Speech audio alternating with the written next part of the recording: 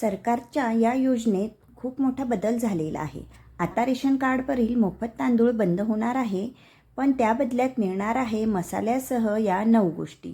तर ह्या 9 गोष्टी कुठल्या आहेत ते आपण बघूयात. केंद्र सरकारकडून देशातील नागरिकांसाठी अनेक योजना राबवल्या जातात. यातील बहुतांश योजना गरीब आणि गरजू लोकांसाठी आहेत. केंद्र सरकार सर्व रेशन कार्डधारकांना मोफत रेशन योजनेअंतर्गत रेशन पुरवते. मात्र आता त्यात मोठा बदल झाला आहे. याआधी सरकारकडून रेशन कार्डधारकांना मोफत तांदूळ देण्यात येत होते. मात्र आता सरकारच्या नव्या निर्णयानुसार मोफत तांदूळ मिळणार नाही. मोफत तांदळाऐवजी आता सरकार इतर 9 जीवनावश्यक वस्तू देणार आहे.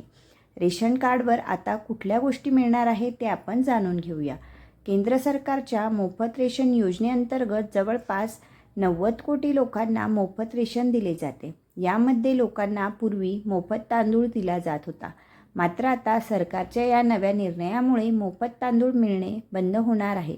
त्या व्यतिरिक्त गहू, डाळी, हरभरा, साखर, मीठ, मोहरीचे तेल, मैदा, सोयाबीन आणि मसाले यांचा समावेश आहे. लोकांचे आरोग्य सुधारण्यासाठी आणि त्यांच्या आहारातील पोषणाची पातळी वाढवण्यासाठी सरकारने हा निर्णय घेतला आहे. यामुळे लोकांचे जीवनमानही सुधरेल अशी सरकारला आशा आहे. तर आता ज्यांच्याकडे रेशन कार्ड नसेल तर त्यांनी हे रेशन कार्ड कसे काढावे हे आपण बघणार आहोत. जर तुम्ही रेशन कार्डसाठी पात्र असाल आणि अजूनही रेशन कार्ड काढले नसेल तर त्यासाठी तुम्हाला अर्ज करावा लागेल. यासाठी सर्वप्रथम तुम्हाला तुमच्या जवळच्या अन्न व पुरवठा विभागाच्या कार्यालयात जावे लागेल. तसेच अन्न विभागाच्या अधिकृत वेबसाईटवरून देखील अर्ज डाउनलोड करू शकतात. तुम्हाला अर्जामध्ये विचारलेली सर्व माहिती योग्यरित्या प्रविष्ट करावी लागेल. याबरोबरच तुमच्याकडून संबंधित कागदपत्रे मागितले गेली असतील तेही अर्जासोबत जोडावे लागेल. यानंतर तुम्हाला तुमचा अर्ज आणि संबंधित कागदपत्रे घेऊन तुमच्या जवळच्या रेशनिंग कार्यालयात जमा करावी लागतील.